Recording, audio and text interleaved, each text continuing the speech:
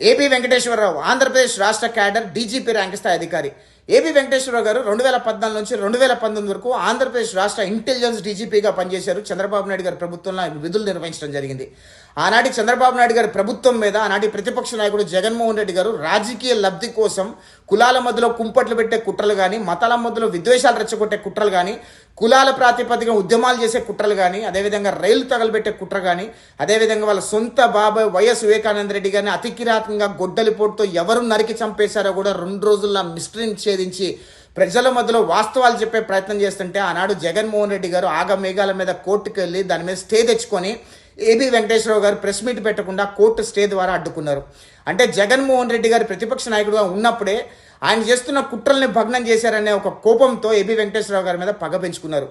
2019లో జగన్మోహన్ రెడ్డి గారు ముఖ్యమంత్రి అయిన తర్వాత మొట్టమొదటిగా ఏబి వెంకటేశ్వరరావు గారి మీద లేని అభాండాలు వేసి ఆయన సస్పెండ్ చేసే ప్రయత్నం చేశారు.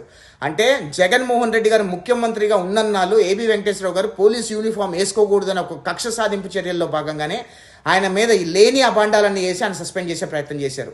ఏబి వెంకటేశ్వరరావు గారు మళ్ళీ కోర్టుకెళ్ళి న్యాయస్థానాలు తలుపు తట్టితే జగన్మోహన్ రెడ్డి చేసిన ఆరోపణలు ఏవి కూడా నిరూపించలేకపోయారు. కాబట్టి న్యాయస్థానము ఏబి వెంకటేశ్వర గారిని మళ్ళీ త్వరితగత విధుల్లోకి తీసుకోమని ఆదేశాలు జారీ చేసింది. అయినా సరే ఆంధ్రప్రదేశ్ రాష్ట్ర సీఎస్ జగన్మోహన్ రెడ్డికి అనుకూలంగా ఉన్నారు కాబట్టి ఆయనకు పోస్టింగ్ ఇవ్వడానికి లేట్ చేశారు. మళ్ళీ కోర్టుకెళ్ళి న్యాయస్థానాలు తలుపు తట్టితే మళ్ళీ విధుల్లోకి వచ్చారు. అప్పుడు మళ్ళీ 2 రోజులకే జగన్మోహన్ రెడ్డి గారు మరొక అసత్యమైన ఆరోపణ వేసి ఏబి వెంకటేశ్వరరావు గారు మళ్ళీ సస్పెండ్ చేయడం జరిగింది. అంటే జగన్మోహన్ రెడ్డి గారు 2 సార్లు ఏబి వెంకటేశ్వరరావు గారిని సస్పెండ్ చేసే ప్రయత్నం చేశారు. మళ్ళీ 2వ సారి కూడా న్యాయస్థానం తలుపు తట్టి ఏబి వెంకటేశ్వరరావు గారి వైపే న్యాయం ఉంది అని చెప్పి జగన్మోహన్ రెడ్డి చేసిన ఆరోపణలు ఎక్కడ నిరూపణ అవ్వకపోవడంతో ఏబి వెంకటేశ్వరరావు గారిని మళ్ళీ విధుల్లోకి తీసుకోమని చెప్పి న్యాయస్థానం సిఎస్ గారికి ఆదేశం ఇవ్వడం జరిగింది. అయినా సరే సిఎస్ గారు ఎక్కడ కూడా ఆయన విధుల్లోకి తీసుకునే ప్రయత్నం చేయట్లేదు, ఆయన పోస్టింగ్ ఇచ్చే ప్రయత్నం చేయట్లేదు. అంటే ఎంత అన్యాయంగా ఈరోజు ఆంధ్రప్రదేశ్ రాష్ట్రంలో అధికారులు ప్రవర్తిస్తున్నారు ఒక్కసారి ఆంధ్రప్రదేశ్ రాష్ట్ర ప్రజలు ఆలోచన చేయండి.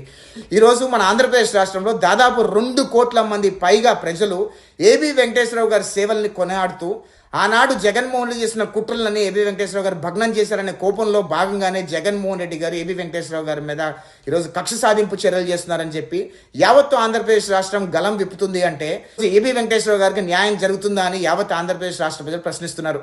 ఏబి వెంకటేశ్వరరావు గారు మరికొద్ది రోజులు రిటైర్ అయిపోతున్నారు. కానీ జగన్మోహన్ రెడ్డి గారి కక్ష సాధింపు చర్యల్లో భాగంగా ఆయన 5 సంవత్సరాల అమూల్యమైన సర్వీస్ని కోల్పోయారు. మరి ఆంధ్రప్రదేశ్ రాష్ట్ర ప్రభుత్వం ఈ 5 సంవత్సరాల అమూల్యమైన సర్వీస్ని తిరిగి ఏబి వెంకటేశ్వరరావు గారికి ఇవ్వబోతుందా? మరి ఏబి వెంకటేశ్వరరావు గారు మళ్ళీ 5 సంవత్సరాల అమూల్యమైన సర్వీస్ కోల్పోయినందుకు న్యాయస్థానంలో పోరాటం చేయబోతున్నారా? అదేవిధంగా మరి ఈరోజు ఆంధ్రప్రదేశ్ రాష్ట్ర చీఫ్ సెక్రటరీ గారు ఏ రకంగా జగన్మోహన్ రెడ్డి గారికి అనుకూలంగా వ్యవహరిస్తున్నారో యావత్ ఆంధ్రప్రదేశ్ రాష్ట్ర ప్రజలు చూస్తూనే ఉన్నారు. మరి ఈరోజు ఆంధ్రప్రదేశ్ రాష్ట్ర చీఫ్ సెక్రటరీ గారు ఏబి వెంకటేశ్వరరావు గారికి పోస్టింగ్ ఇచ్చి రిటైర్ చేయిస్తారా, లేదా పోస్టింగ్ ఇవ్వకుండానే రిటైర్ అయ్యేలా చేస్తారా అనే విషయం పట్ల యావత్తు ఆంధ్రప్రదేశ్ రాష్ట్ర ప్రజలు వెయిట్ చేస్తున్నారు. అంటే ఆంధ్రప్రదేశ్ రాష్ట్రంలో ఒక నికార్సైన పోలీస్ అధికారికి న్యాయం జరిగినప్పుడు ఆంధ్రప్రదేశ్ రాష్ట్రంలో సామాన్య ప్రజలకు ఏ రకంగా న్యాయం జరుగుతుంది అని యావత్తు ఆంధ్రప్రదేశ్ రాష్ట్ర ప్రజలు కూడా ప్రశ్నిస్తున్నారు. అంటే ఈరోజు ఆంధ్రప్రదేశ్ రాష్ట్ర చీఫ్ సెక్రటరీ గారు సిగ్గుతో తలంచుకోవాలని నా అభిప్రాయం.